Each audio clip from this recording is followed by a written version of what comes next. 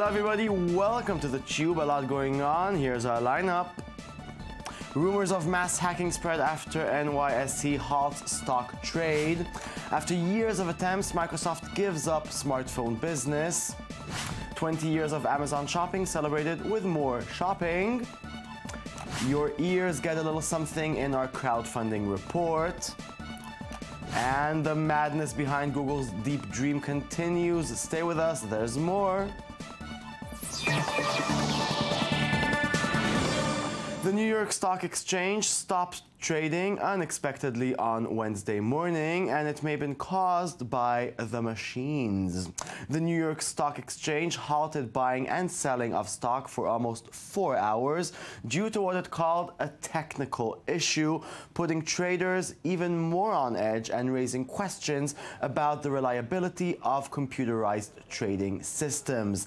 The unprecedented halt came after a technical snafu at United Continental that forced the nation's biggest airline to ground dozens of flights. And it was followed by temporary trouble accessing the Wall Street Journal's website and a flood of conspiracy theories on social media about a coordinated hack attack.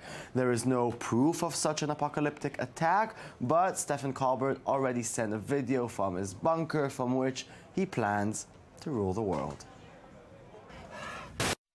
Greetings, remnants of the before times. As you know, today's been a festival of dread and an all-you-can-eat hysteria buffet. Our worship of technology has midwived our doom. Grounded flights, plummeting stock markets, a totally unusable redesign of Seamless. Come on! I just want the chicken salad I get every day. Here's what we know so far. At 11:32 a.m., all the computers at the New York Stock Exchange went dark. So instead of a bunch of scary, confusing blue dots, all we got was scary, confusing nothing. Do you understand that for nearly 4 hours, America's bankers had no idea how rich they were? Now, it claims here that the stock market went back online today at 3:10. I'm not sure if I can trust that, but if it did go back online, stock exchange IT guys, my hat is off to you. Or it would be if I wasn't using it to filter my urine. Oh, Steven, you're a funny dude. Now, it's been a tough year for Windows Phone. Microsoft announced today that it will be writing off the $7.6 billion purchase of Nokia and laying off 7,800 employees, mainly from its phone division, all in an effort to restructure and refocus its mobile strategy moving forward. In a letter to employees, CEO Satya Nadella wrote, "We plan to narrow our focus to 3 customer segments where we can make unique contributions and where we can differentiate through the combination of our hardware and software." So it seems Microsoft won't manufacture phones anymore, but the company is still planning to make Windows 10 run on phones from other manufacturers, through which Microsoft will finally bring a much-needed flagship to its lineup. The phone business, it's sure brutal. Amazon are set to break all sale records as the company made a new holiday in our calendar, Amazon Prime Day. The giant online retailer is celebrating 20 years of existence, and it's rewarding its most loyal customers with a slew of good deals for 24 hours straight. Amazon.com's upcoming Prime Day event on July 15th claims to have more deals than Black Friday, with special offers every 10 minutes on items and unlimited free shipping.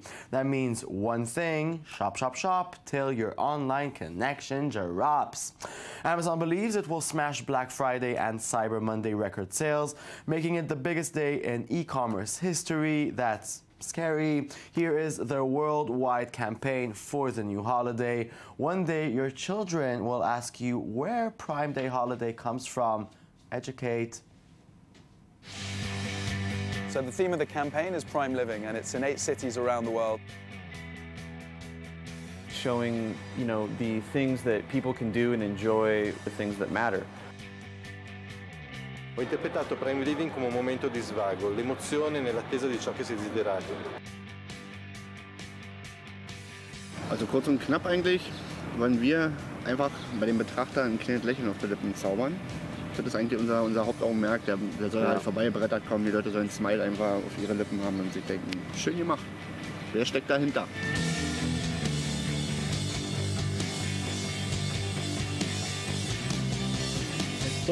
Amazon から箱が届いて、そこから幸せが溢れ出してるみたいな雰囲気で書きました。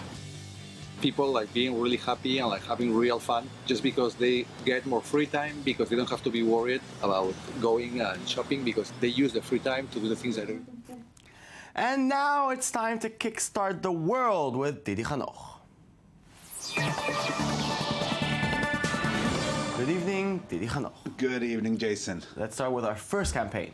Yes, this one is all about comic books, or specifically a book collecting a whole bunch of cartoons. Okay, let's take a look. I'm Dan Perkins, but you probably know me better as Tom Tomorrow. I'm the creator of This Modern World, which is a comic strip that you've probably seen on Daily Kos, or The Nation, or in all weekly papers around the country. And I've been doing this a long time. I realized last summer that I've been doing this cartoon more or less professionally since 1990, which is 25 years. It's a quarter century. It's a huge chunk of my life. And I wanted to do something big to mark the moment. Now, you've seen those books like The Complete Far Side or The Complete Calvin and Hobbes. I wanted to do that for This Modern World. I wanted to put together a book as every cartoon I've ever done, all the illustrations I could dig up. He's sweet. Yes, and also a really good cartoonist. But because he's not, a huge name like, the guys who make Farside, the guy who makes Farside who he references, he can't go to a big publisher and say, give me lots of money, I want to make 2 huge, super fancy books. And that's why he decided to go to his audience on Kickstarter, and it's working out really well. He made his goal within the first 24 hours. Oh, wow. He's adding stretch goals. At $250,000, if he gets there, he will be tattooing his famous penguin character on himself and will upload the video. Oh, wow. That's the final reward. But let's talk in general for a minute. Why do comic writers love crowdfunding so much? Because it's a perfect way to get to a niche audience. If you're not doing something for Marvel or DC, but you're doing something for a smaller audience, smaller comics audiences love their creators. So they're really open to, giving them money. And also, very expensive books may be a good way to make them through crowdfunding. For right now, I believe that publishing will go into place where most print books will be very expensive books and everything else will be electronic. But this is a part of the process on the way to get there. Okay, it's a lovely step. Yes. Isn't it? Let's move on to our second project. Okay, our second project is a Bluetooth headphone, or 2 of them, depending on what you do. Okay. Let's take a look. Let's. This is Dot, the world's smallest Bluetooth earbud. It's so small, it virtually disappears in your ear. Enjoy high-quality sound without the wires. Simple to use, with just a single touch for calls and a long touch for Siri. Siri, take me to the gym. With 2 onboard microphones for active noise cancellation, you can make calls or FaceTime with crystal clear sound. Dot features the latest Bluetooth technology and can wirelessly connect with up to 8 devices. From working out to watching your favorite movie or both. Bluetooth headphones have already, made themselves a reputation for being kind of irritating and for being very douchebaggy. Is that going to change? Okay, it is my view that the single ear Bluetooth headphone is a monstrous thing that is terrible. But if you do stereo, and they do have that option, basically you're a person with headphones. You can listen to music, you can do normal, sane things people do, and not just be that person going around like going, yes, sell, buy. I think those could work, and there have been some products like this on Kickstarter before. They've done well. Okay, and is it going well for them? It is going well for them. They're pretty early in their campaign, and they've raised over $200,000 in a few days, so that's going real well. I think mostly because their product is going to be significantly cheaper than previous products, and it is on sale for $90 for a pair right now. I find it surprising that people are still willing to pay, large amounts on gadget that they will probably not really use for some reason. I mean, yeah, you can use People use headphones. They don't know if they'll work. Yes, that's the gamble. Of course it is. That's always the gamble in crowdfunding. You pay less for a product that might be a work. useless piece of earring. Yes, but it might be awesome. It might be awesome. That's the gamble. Yeah, but you didn't buy one. No. No. Okay. But I thought about it. Okay. Thinking is believing. Yes. Let's move on. Okay, our last product is all about one thing almost everybody loves, and that's chocolate. Okay. This is an Israeli product. That is vegan chocolate. Oh, wow. Yeah, it's on Head Start, which is an Israeli crowdfunding website. And they say that they've been working on developing this product for a couple of years to make sure that they can have vegan milk chocolate. Vegan dark chocolate isn't that hard to make. Vegan milk chocolate, on the other hand, or certainly white chocolate, which they're also selling, is a lot more difficult. But why did they find themselves in crowdfunding? Because it's a great way to start a company. You can get a lot of money, and one of the things that they're doing, which is very interesting, is they actually are having a tasting day while their campaign is on, Okay, which is that's showing, a good idea. yeah, they're willing to let people try their product. And it's very successful in Israeli terms. It's hugely successful. It's made 130,000 shekels. Their original goal was 30,000, and in their original message to Facebook, it was 30,000 in a month is really hard, and we hope we can make it. And they made it in less than 2 days. And is it kind of a trend to have vegan products here in Israel? Yes. Israel is a really strong vegan country, and we've had some products crowdfunding that are vegan. Like there's a cafe that's vegan and was crowdfunded. So yeah, the vegan community, especially in Israel, is very active and very hungry for products that the mass market companies aren't always willing to give them. So they'll give the money if you give them the product. Okay, well, we love vegans and we love you, Didi. Thank you very much for being here. See Thank you you, next Jason. time. Okay, wipe me out. It seems that the general public has not embraced Leap Motion. That's the very cool device that lets you control your computer with hand gestures, but developers love it. In recent months, a few developers came up with a clever hack to use the device along with a virtual reality headset in a way that could eventually become a mainstream tool. For example, the Leap Motion hack uses a VR device, the Oculus Rift, to deliver a wholly unique experience, augmented reality computing. Created as a project for a Leap Motion hackathon, the setup shows the user interacting with floating menus of computer interfaces.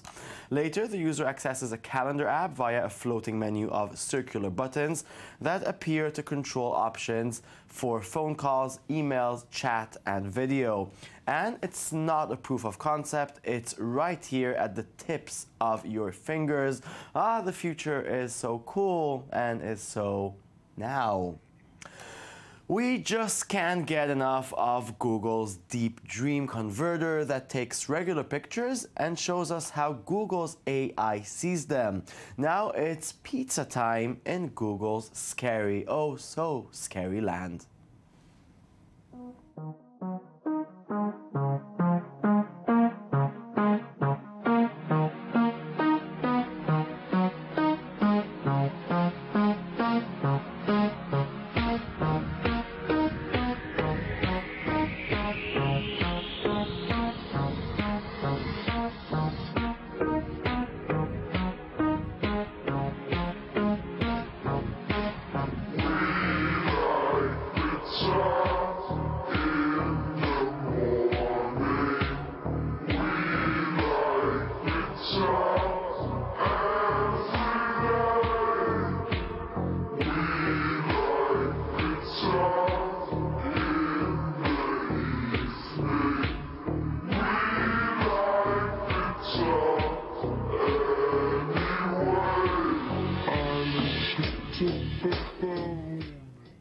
Wow, pizza of nightmares. I tried reading last night about the deep dream thing. It's kind of complex to understand, and I'm not sure we can, but we'll discuss it in our weekend edition. So join us throughout the weekend edition, and join us on Monday for a brand new show of The Tube. You can log on to our website. It's i24news.tv. All the shows we ever made are there, all of them. And always remember, some girls are just born with glitter in their veins. That's Paris Hilton. Peace.